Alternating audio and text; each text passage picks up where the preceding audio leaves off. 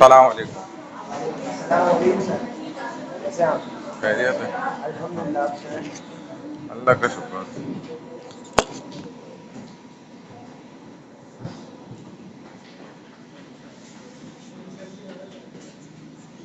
हाँ। सेशन के बारे में क्या क्या है सेशंस है, शिक्षा के बारे में ये सारे।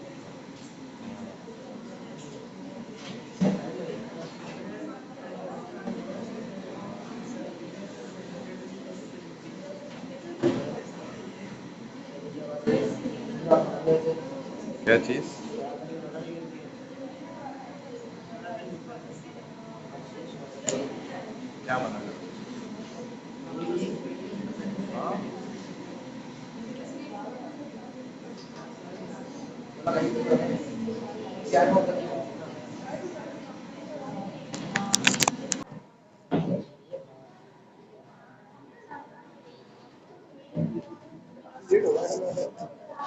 हम्म।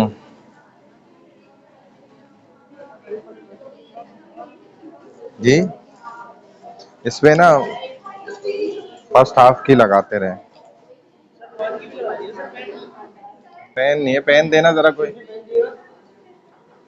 पेन दे दो भाई।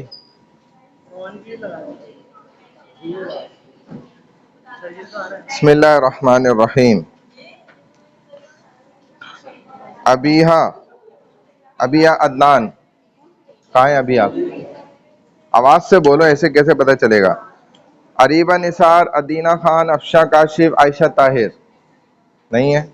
अलिश भाई, याहिया, आलिया हुसैन, एलिया हुसैन, अरीबा नौमान, अशाल, आप हैं?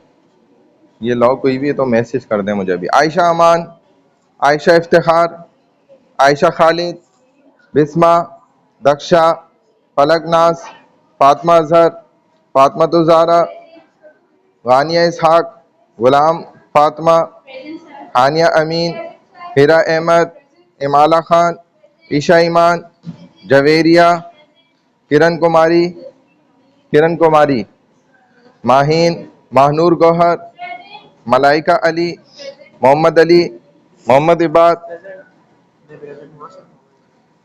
मोहम्मद फुरकान अहमद, उमेहा बिनते आरिफ, राजकुमार, रिमशा, रोहान बिन सुहेल। रोहान किधर है?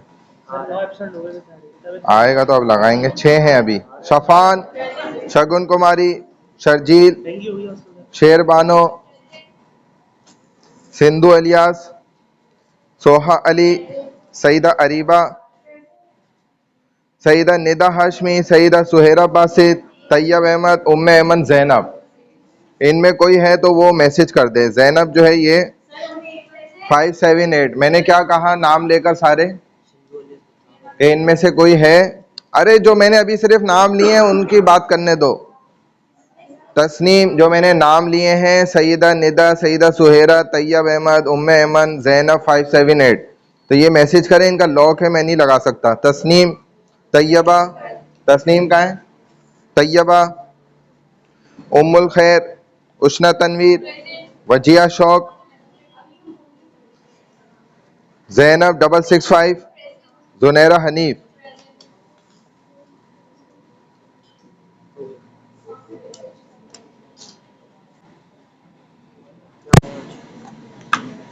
वही पोस्ट रेजोल्यूशन सेकंड पार्ट, उसका सेकंड पार्ट रहता है ना।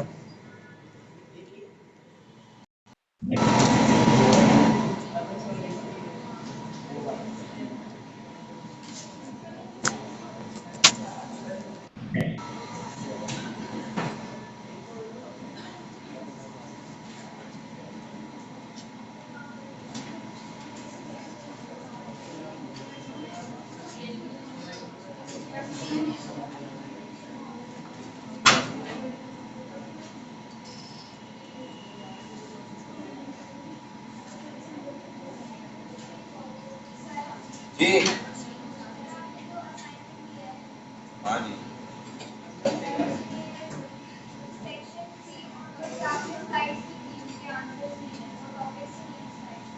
क्या नहीं दिए हुए?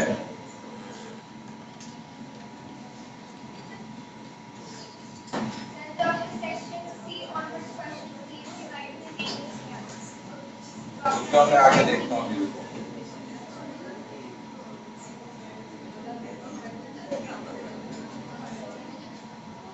अच्छा जी,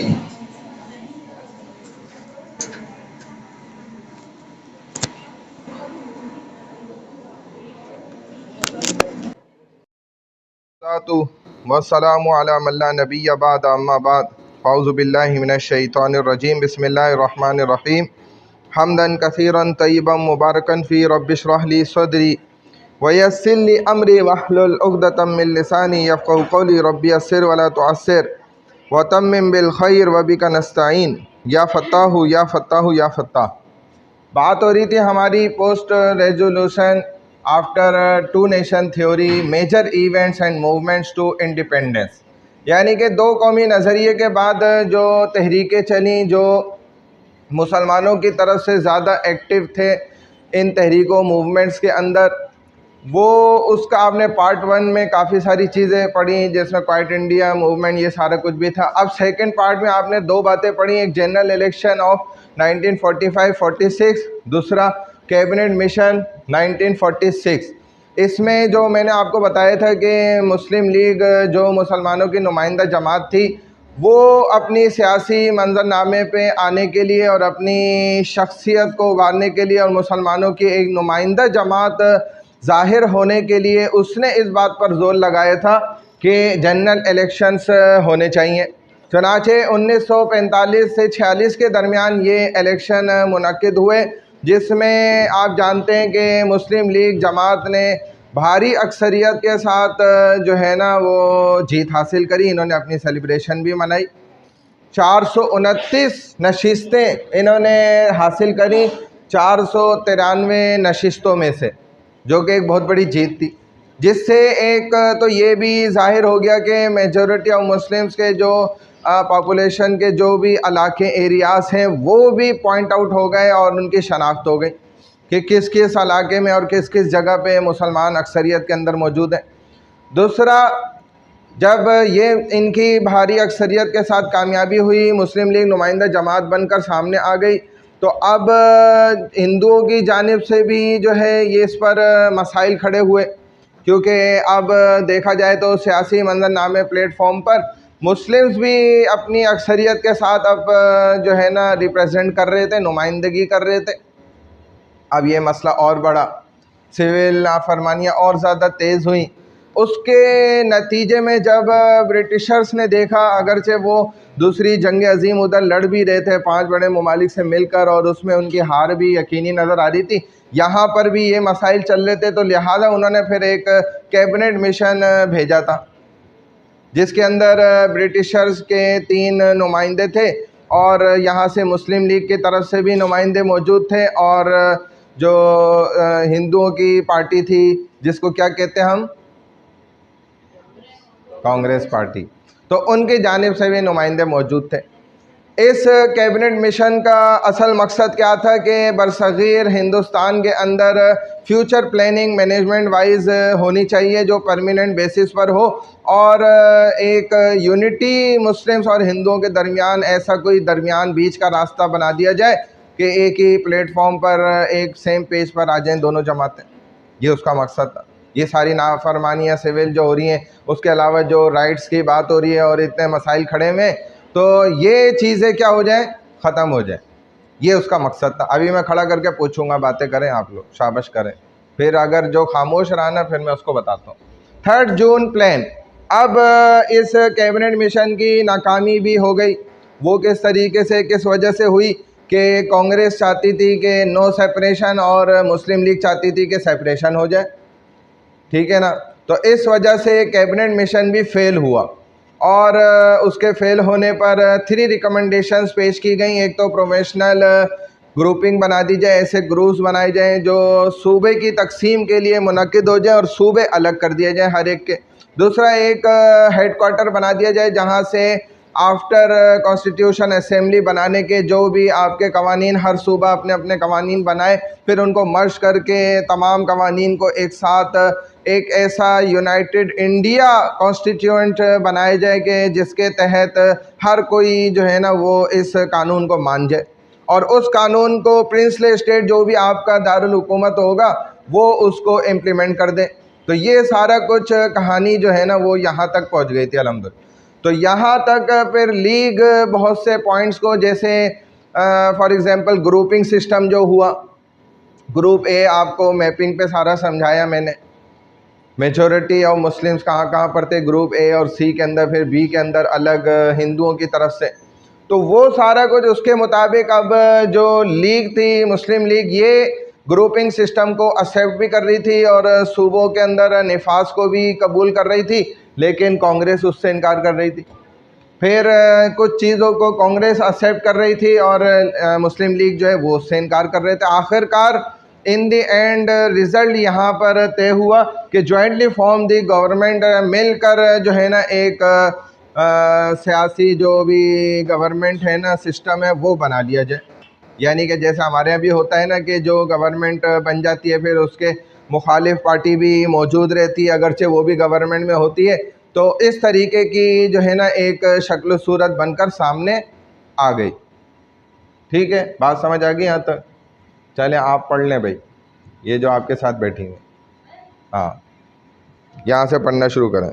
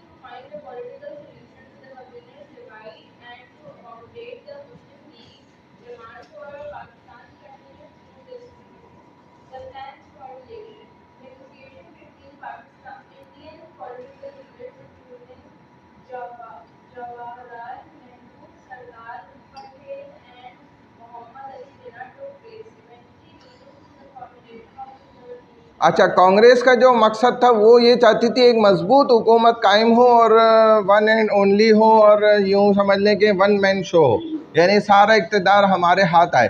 जबकि मुस्लिम लीग ऐसा नहीं चाहती थी। मुस्लिम लीग यही चाहती थी कि स्टार्ट से ही कि ये जितने भी ग्रुपिंग सिस्टम हुए, मंसूबा बना है जो भी ये सारे जो है ना वो बनने का, जो उन्होंने ये बनाए थे ना सारे, क्या कहते हैं उसको, वो, अरे भाई ये जो अभी 3 रिकमेंडेशन में फर्स्ट ऑप्शन था प्रोवेंशनल, ठीक है ना, सूबे।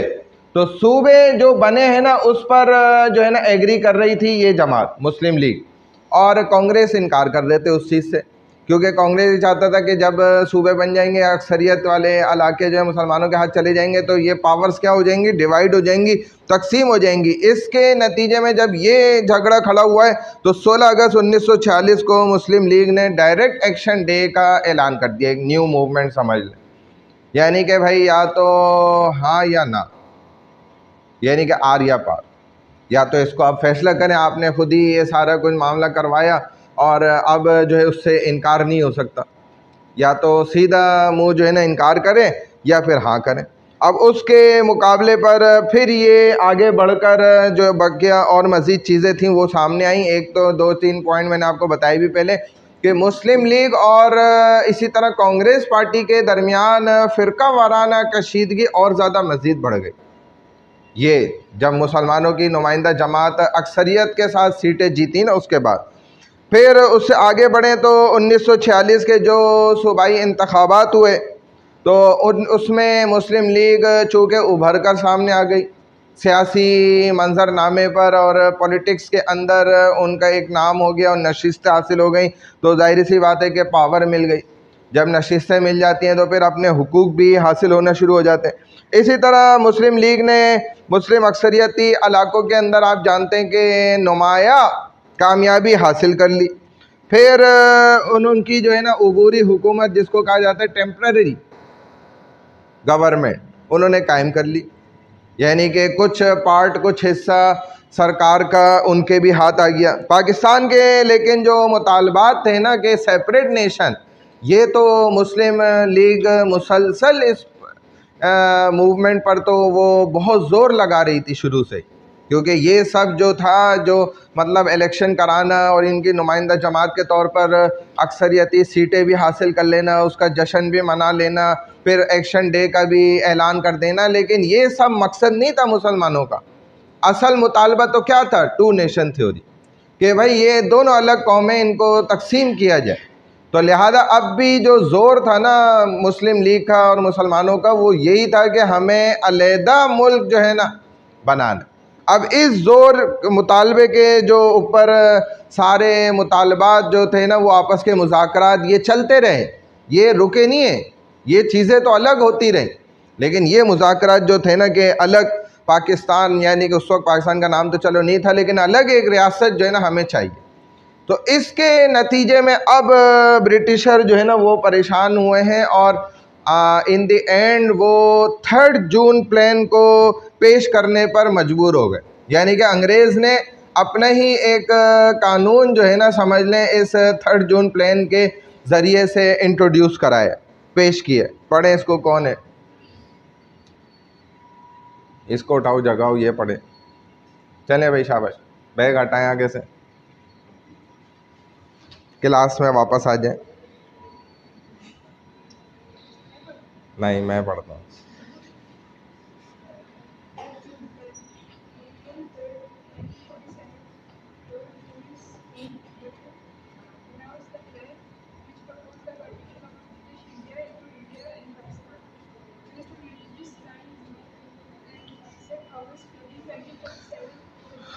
हाँ, लॉर्ड लुइस माउंटबेटन को जो है ना 3 जून प्लान के वास्ते इन्होंने भेजा, ब्रिटिशर्स ने, और इसने आकर ये कानून जो है मुतारिफ़ कराया। वो क्या था कि 3 जून 1947 को जब ये आया, इसने मंसूबा पेश किया। इस मंसूबे के तहत बरतानवी हिंदुस्तान की तकसीम कर देना, ये फ़ैसला कौन इसके अंदर जो है ना नतीजा ये लेकर आए थे। ये 3 जून प्लान जो है, ये मुसलमानों के सेपरेट नेशन बनने का एक बहुत ज़बरदस्त ज़रिया बना। और उसकी असल वजह क्या बनी कि मुसलमानों का सेपरेट नेशन पर शुरू से बहुत ज़्यादा ज़ोर लगाते रहना, ये उसका नतीजा बना 3 जून प्लान का। तो इस मंसूबे के तहत इसमें तजवीज़ पेश की गई कि हिंदुस्तान और दूसरा जो भी मुल्क मुसलमान बनाना चाहते हैं अलग रियासत, तो पाकिस्तान समझ लें, तो उस ये दोनों अलग अलग, इनको अलग कर दिया जाए, सेपरेट कर दिया जाए। और हिंदुस्तान पाकिस्तान के क़याम की जो राह थी ना, वो गोया इस 3 जून प्लान के ज़रिए से हमवार हो गई, आसान हो गई। और इक़्तिदार की मुंतकली की जो तारीख़ डिसाइड कर दी गई इसके अंदर, वो 16 अगस्त 1947, 16 अगस्त 1947 को तमाम दोनों को जो है ना अलग अलग रियासतें भी तजवीज़ कर दी गई कि तकसीम कर दी जाए, और इनको इन वो भी हाँ करा था, और मेरा ख्याल नाम भी इन्होंने ही सोचा था। पाक के जो माना है ना, वो तो कहते हैं अरबी में अगर देखें ना, अरबी में अगर देखें तो तय्यबा कहते हैं पाकीज़ा को। और सतान जो है उसको अरबी में देखें ना तो कहते हैं मदीना, शहर, मदीना तय्यबा। ये पाकिस्तान का तर्जुमा बनता है किसमें? अरबी ज़बान में। मदीना तय्यबा तो आप जानते होंगे, नहीं पता किसी? मदीना तय्यबा क्या है? किसी इंसान का नाम है ना? मदीना तय्यबा क्या है? नहीं, वो कह रही हैं मुझे नहीं पता। बहुत सारी बच्चियां कह रही हैं हमें नहीं पता, तभी तो मैं बार बार बोल रहा हूँ, जिसको पता है वो ना बताए बस। बहुत सारे माशाल्लाह देखें ना नामालूम अफराद भी हैं जो हमें तो मालूम है, तो ये इनको पता ही नहीं है मदीना तय्यबा क्या है। हाँ, क्या है मदीना तय्यबा? बताओ, आप बताओ। चलो, वाकई नहीं पता आपको मदीना तय्यबा क्या है? याद नहीं आ रहा। अच्छा आपको पता है? मदीना तैयबा पूरा नाम है, सर आप बता दें, छोड़े सबको, आप बताएं। शहर है और क्या है? अभी तो मैंने ये बताया, बोलो जगह है। अभी शुरू में मैंने बताया कि मदीना शहर और तैयबा पाकीज़ा, मैंने अभी तो बताया। मदीना पाकीज़ा शहर है कैसे? जो चीज़ मैंने अभी बताई वो तुम नहीं बता पा रहे तो एग्जाम में कैसे बताओगे? सर वो ये तो फिर कर लेंगे ChatGPT से। एग्जाम में तो कोई बताता भी नहीं है, सर आप उल्टा सख्ती सर कर रहे एग्जाम होते आप हैं। लेंगे, मुझे नहीं पता। मैं थोड़ी आप लेंगे। लूँगा, वो एग्जाम हॉल में आप नहीं सर। आपके लोग लेंगे। सर हमारे लोग वही हैं, आप सर हमारे आप हैं सर। वही है जो फैकल्टी वो होती है ना, वो वही लेते हैं, हम नहीं लेते। सर आप अच्छा, तो अगर अरबी में देखें तो ये तर्जुमा बनता है मदीना तैयबा, पाकिस्तान का मतलब पाक और सतान, यानी कि पाकीज़ा शहर। और वाकई दुनिया का पहला और आखिरी शहर ऐसा है जिसका खुद नाम शहर है, मदीना। मदीना अरबी में कहते शहर, और हुजूर अलैहिस्सलातु वस्सलाम का शहर है ये, जो बग़ैर तलवार के, बग़ैर किसी सख्ती के फ़तह हुआ, माशाल्लाह, मोहब्बत से फ़तह हो गया, अल्हम्दुलिल्लाह। अच्छा, Lord Louis Mountbatten, viceroy of India, ये गोया यूँ समझ लें कि आखिरी वाइस रॉय जो बनाया गया ना, मुकर्रर किया गया हिंदुस्तान का 1947 में, वो वाइस रॉय को बनाया गया। और इनको बनाने का मकसद यही था कि जो आज़ादी का अमल होगा ना, उसकी सारी निगरानी करना, उसका सारा लाया अमल बनाना, वो इनके ज़िम्मे था। और आज़ादी के बाद वो भारत के पहले गवर्नर जनरल भी बनेंगे, ये भी तय हुआ।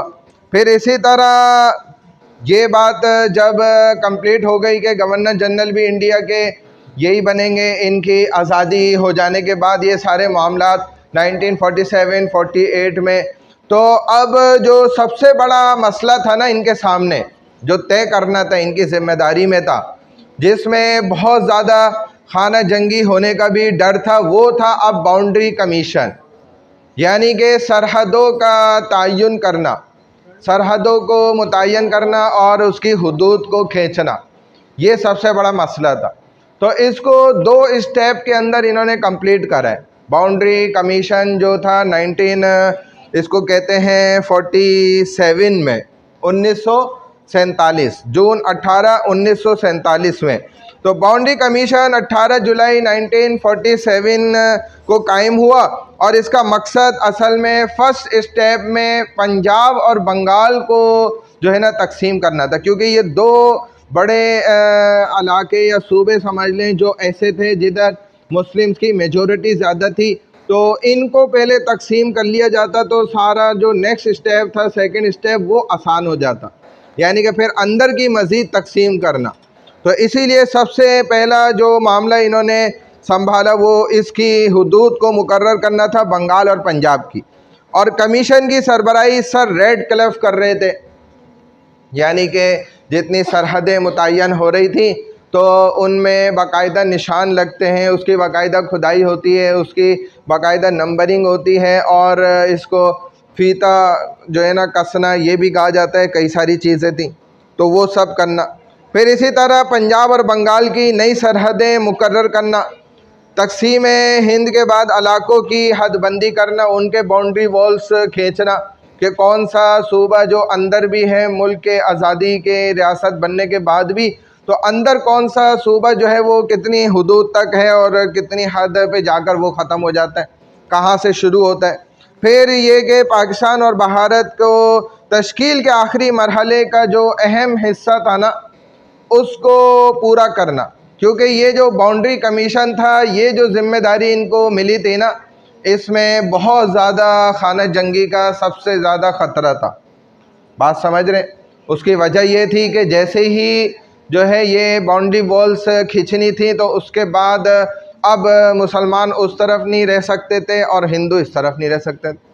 जिस मामले के अंदर मुसलमानों ने तो बड़ी नरमी दिखाई, लेकिन हिंदुओं की तरफ से इसमें कतन कोई नरमी नहीं की गई और कतन बर्दाश्त नहीं किया गया, बल्कि जो है ना मुसलमानों को धड़ाधड़ शहीद किया गया। चले भाई, रिमशा साहिबा पढ़ लें। demarcated boundaries of two parts of Bengal and Bengal on the sacred law and certain conflicted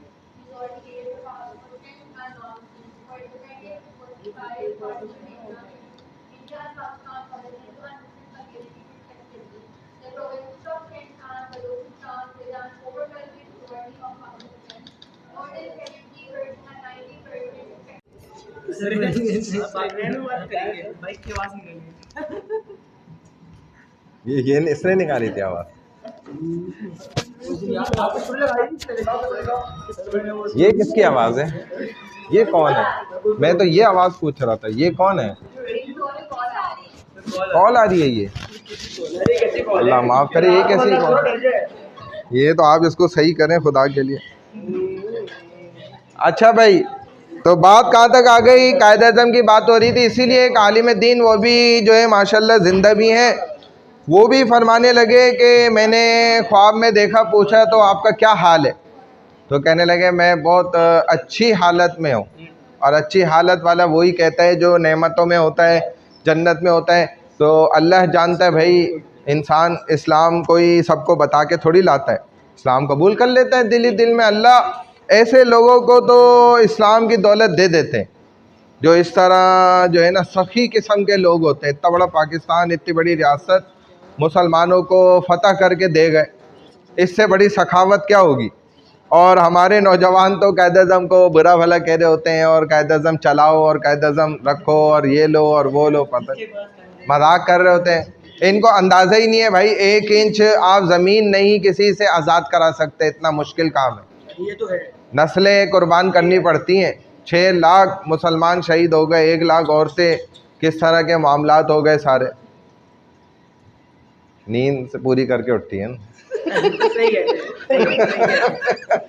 ऐसे थोड़ी उसको अब समझ आ रही है, हर बात समझ आ रही है। आ रही है ना अब समझ, हर बात फ्रेश हो जाता है ना बंदा। सवाल तो करे सर, मजा आएगा। नहीं सवाल नहीं कर रहा, बस समझ आ रही काफ़ी है भाई। इनसे भी पूछ रहा हूँ मैं आहिस्ता आहिस्ता, थोड़ा थोड़ा। अच्छा, इनको बोलने दो, कुछ नहीं होता।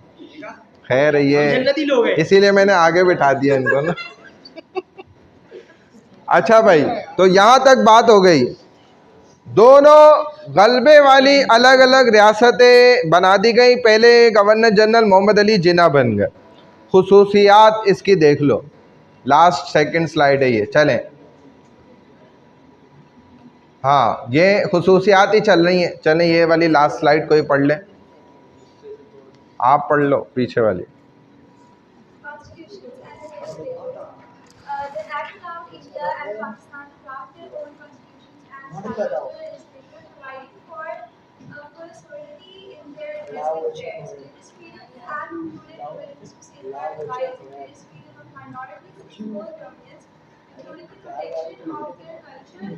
Cultural and religious heritage. Royal titles. The act removed any reference to British monarch as the नहीं चलता, वो बेकार है। आपके पास मेरा यू फोन है, इधर सिग्नल नहीं आ रहे होते हैं ना। अच्छा, हाँ यही तो कमाल है, दिखाता सब है, करता कुछ नहीं।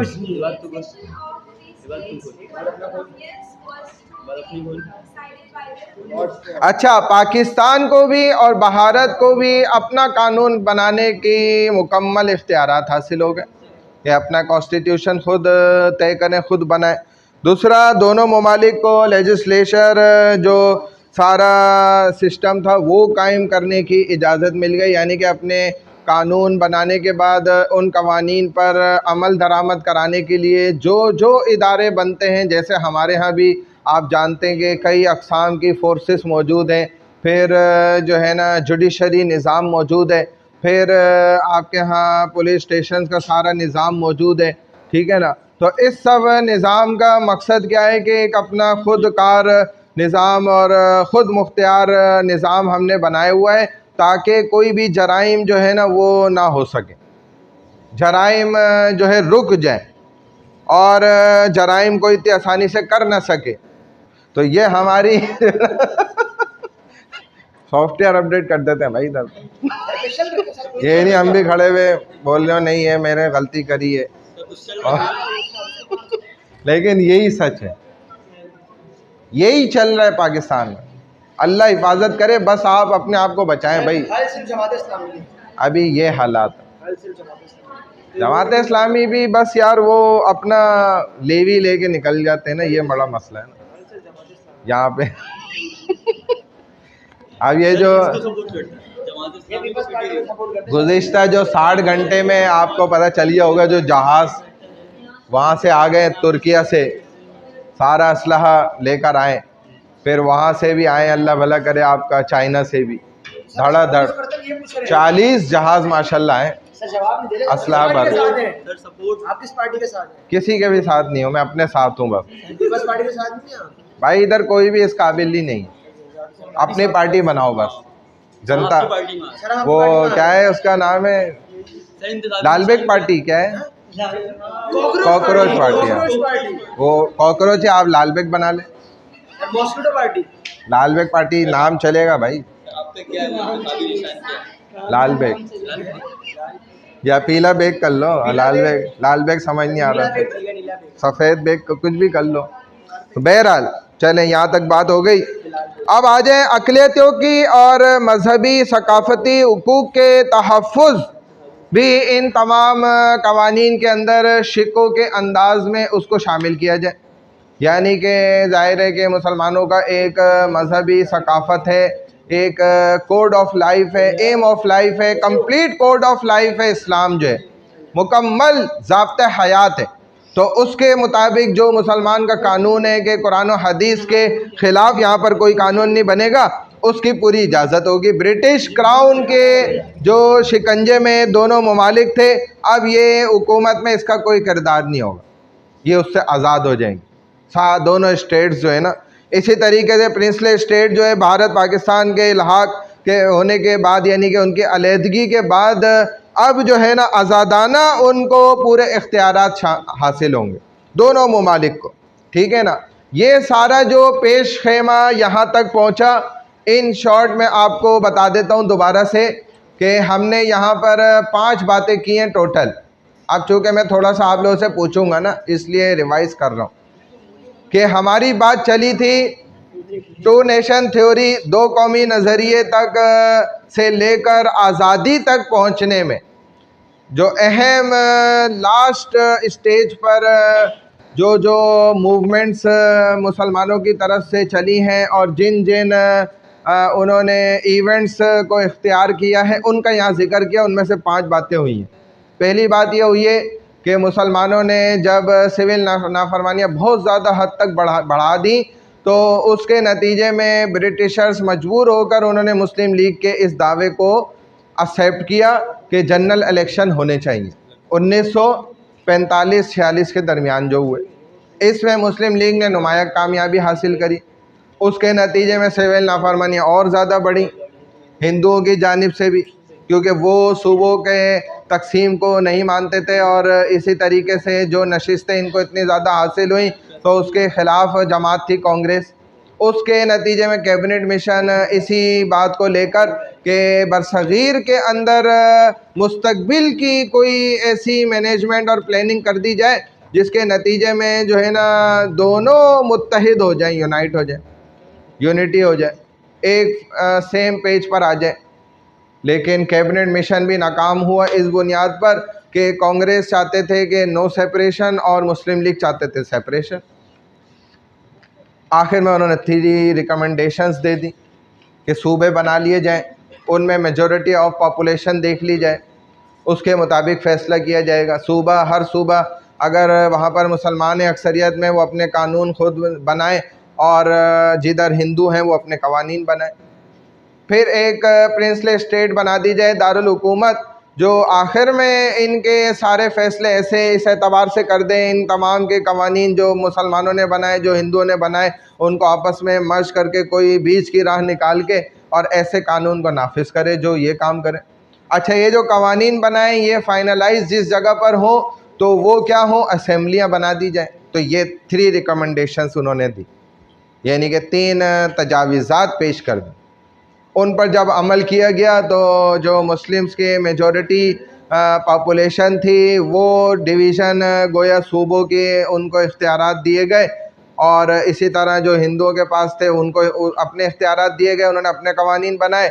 इन दोनों के कवानीन को मर्ज किया गया और उसको इन्होंने नाम दिया कि यूनाइटेड इंडिया का, यूनाइटेड इंडिया, मुत्तहिदा हिंदुस्तान का नाम दिया। अच्छा, वहाँ से भी मामला जो है वो संभल नहीं सके, और मुसलमानों का जो ज़ोर था वो तब भी इस बात पर था कि सेपरेट नेशन, हमें तो अलग रियासत चाहिए। उसके नतीजे में 3 जून प्लान पेश किया गया। 3 जून प्लान क्या था कि जिसके अंदर जो है ना माउंटबेटन वो आए और उनके मुताबिक अब जो है ना ये तकसीम हिंदुस्तान और पाकिस्तान की दोनों रियासतों की होनी चाहिए, और उस तकसीम का इख्तियारात भी जो है ना हर एक को पूरे अपने गलबे के साथ जो है वो दे दिए जाएं, और वो पावर्स भी इन्होंने मुंतकिल करने का उसमें फिर जो है ना फ़ैसला कर लिया कि 1947 जो 15 अगस्त को दे दी जाए, इख्तियारात भी इनके हवाले कर दिए जाए। जब ये सारे मामलात हो गए तो अब बाउंड्री कमीशन पेश किया गया, उसके लिए इन्होंने अलग वो वफद भेजा, और बाउंड्रीज़ कमीशन के वास्ते इन्होंने जो है रेड क्लिफ को ज़िम्मेदारी दी कि आपने ये बाउंड्रीज़ जो है ना वो करवानी है मुतय्यन। उन्होंने 2 स्टेजेस में बाउंड्रीज़ जो है वो तकसीम कराई। फर्स्ट स्टेज क्या था, बंगाल और पंजाब को तकसीम किया, वो बड़ा मामला था ज़रा चूँकि।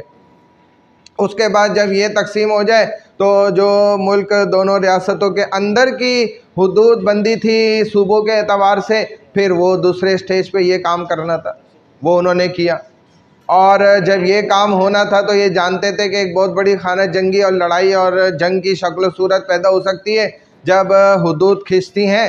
और आपने अगर गांव देहातों में देखा हो कि लड़ाइयाँ जब पड़ जाती हैं एक दूसरे को कत्ल गारत गिरी पे, तो कहते हैं फीता खींचो, और जब फीता खींचता है तो उस वक्त बड़े लड़ाइयाँ फड्डे और गोलियाँ चल जाती। ये तो पूरे मुल्क का फीता खींच रहा था, 2 बड़ी रियासतों का फीता होता है कि यानी कि मैनेज में वो करें आप जो है ना गिने पूरा 1-1 इंच ज़मीन आ जाए भाई, दोनों आ जाते हैं, हाँ दोनों ग्रुप्स आ जाते हैं, और वो जो उनके दरमियान वो होता है ना उसको, हाँ हाँ हाँ 1-1 इंच का हिसाब लगाते हैं भाई, और उसमें बड़ी लड़ाइयाँ हो जाती हैं, तलवारें निकल जाए, मार देते हैं लोग एक दूसरे को, कत्लो गारत गिरियाँ बहुत हो जाती हैं, गांव देहातों में बहुत है माशाल्लाह। जमीन के पीछे ज़मीन के जन ज़र और ये सब जो है ना इसके पीछे यही हो।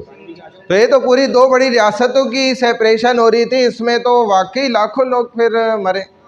तो बहरहाल उसकी वजह से इन्होंने इंडिपेंडेंस एक्ट 1947 जो अंग्रेज़ का अपने पार्लियामेंट का कानून था, जिसके तहत पहले ही उन्होंने सारी पावर जो है ना ट्रांसफ़र कर दी कि भाई अब जो भी मरना मराना जो भी मामलात होंगे वो आप लोग के अपने ज़िम्मे, हिंदुस्तान जो हिंदू हैं और मुस्लिम हैं ये उसके ज़िम्मेदार होंगे, आपको हमने ये पावर सारी क्या कर दी, दे दी इस कानून के तहत।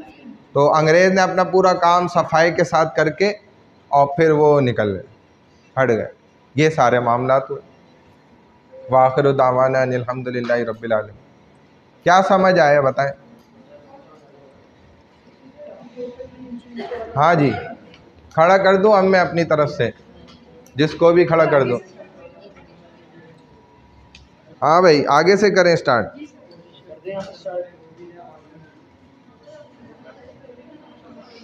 बताओ किसको, जिसको खुद समझ आए वो बताए जल्दी से भाई, जल्दी जल्दी बताओ। पानी पियाओ जाओ, सब नहीं जाओ, एक इसको जाने दो बस। हाँ भाई रिमशा कहाँ चली गई? रिमशा जो बैठी हुई थी वो सीआर कहाँ गई?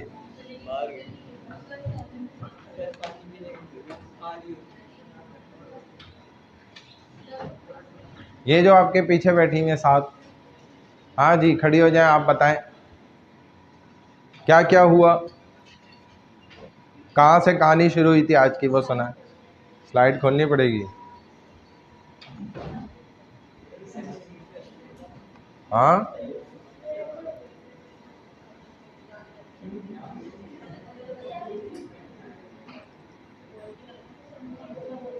चलें, आएगा तो रुकूंगा तो यहाँ कोई नहीं है ना। तो अंग्रेजों को जो है जनरल इलेक्शन करवाने पड़े जिसमें मुसलमानों की क्यों हुए थे जनरल इलेक्शन, वजह क्या थी उसकी, रीज़न? हाँ बहुत ज़्यादा जो है ना इनकी तरफ से एहतजाज हो रहे थे मुसलमानों की तरफ से। चलो उसके साथ वाली बच्ची, इलेक्शन का क्या हुआ वो तो बताओ। सर जनरल इलेक्शन हुए थे, इस बार और ज़्यादा नाफरमानियाँ बढ़ क्यों नाफरमानियाँ बढ़ गई? इसलिए कि हिंदूज चाहते थे, हिंदूज अपने आप को डोमिनेट समझते थे और मुसलमान अपना सेपरेट नेशन चाहते थे। नहीं, असल वजह ये थोड़ी थी। क्या वजह थी उसके साथ वाली बताओ। हाँ, मुस्लिम लीग की नशिस्तें ज़्यादा हासिल हुई। 493 में समथिंग में से उन्होंने 429 नशिस्तें उस पर सेलिब्रेशन भी किया। उसके बाद आगे क्या हुआ?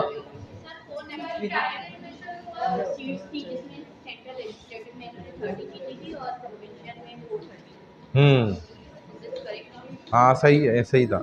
चले उसके बाद क्या हुआ?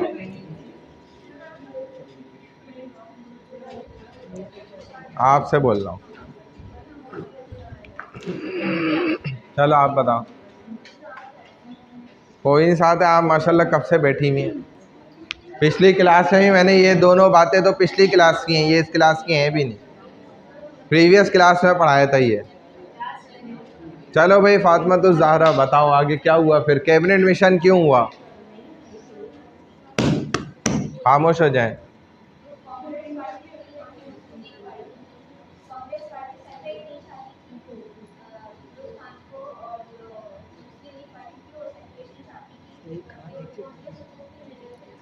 हाँ, इस वजह से कैबिनेट मिशन पे ब्रिटिशर जो है मजबूर हो गए कराने पे।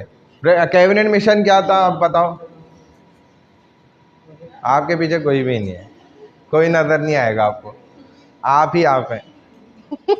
चले वो मैंने कितनी देर पहले तो बोला कि रिमशा कहाँ चली गई, भाग गई हैं वो, अभी आएंगी। चलें, कैबिनेट मिशन क्या था, इसका मोटिव क्या था, क्यों इसको बना के भेजा गया?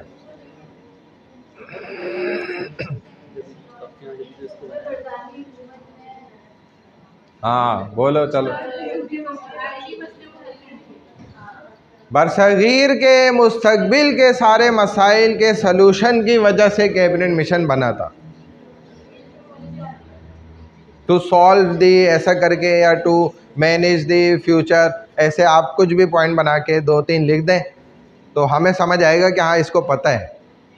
जब आप इधर उधर की लिखें चीज़ें, भले 10 सफ़े लिख दें तो कोई फ़ायदा नहीं, असल पॉइंट ही ना लिखें तो। क्या मैंने बताया? बरसगीर हिंदुस्तान की फ्यूचर प्लानिंग के लिए कैबिनेट मिशन बना था। और इस मिशन में क्या हुआ था, क्या करा गया था बताएं, आप इनके साथ वाली बताएं। एक वफद तैयार हुआ था, वो भेजा गया था ब्रिटिशर्स की तरफ से। किससे मिला था वो वफद आके? लॉर्ड माउंटबेटन थे उस वफद के अंदर, उस काबीना में वो आए थे। उन्होंने किससे मुशावरत की, किससे मिले आकर? मोहम्मद अली जिन्ना जो मुस्लिम लीग के रहनुमा थे, और दूसरी तरफ से कांग्रेस पार्टी के रहनुमा जो गांधी साहब थे। तो क्या तय पाया, फाइनलाइज क्या हुआ इस कैबिनेट मिशन में, क्या पॉइंट्स थे दोनों पार्टीज़ की तरफ से?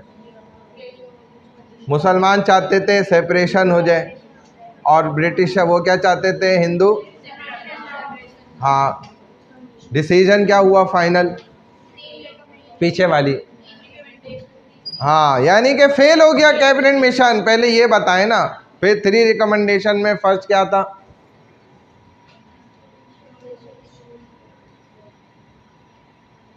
प्रोविजनल स्टेट्स था ना, कि सूबे बनाए जाए, पहला पॉइंट ये था। सेकंड क्या था? प्रिंसले स्टेट बनाए, मुझे हिफ्ज हो गया। तीसरा क्या था? आप तो नींद से भी मार के उठाओगे ना, हाँ प्रिंसले स्टेट, प्रोविजनल। तीसरा क्या था? नहीं, वो तो आगे की बात है, इसने सही फिल्म सुनी नहीं, देखी नहीं। हाँ, इसके बाद आप ही आती हैं ना, बीच में है कोई तो बोलो ना फिर। तीसरा पॉइंट क्या था? थर्ड रिकमेंडेशन क्या थी?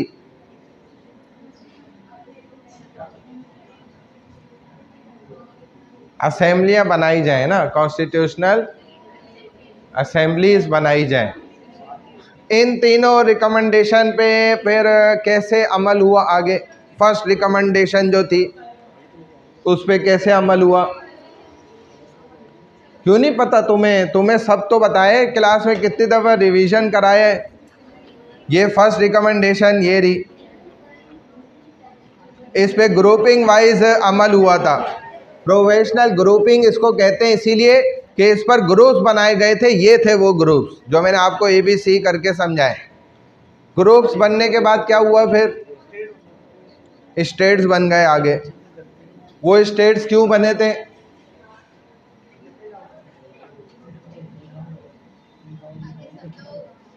अपने कॉन्स्टिट्यूशन खुद बना सकें, ठीक है ना। किस बुनियाद पे बने थे स्टेट्स? माइनॉरिटी पे या मेजॉरिटी पे?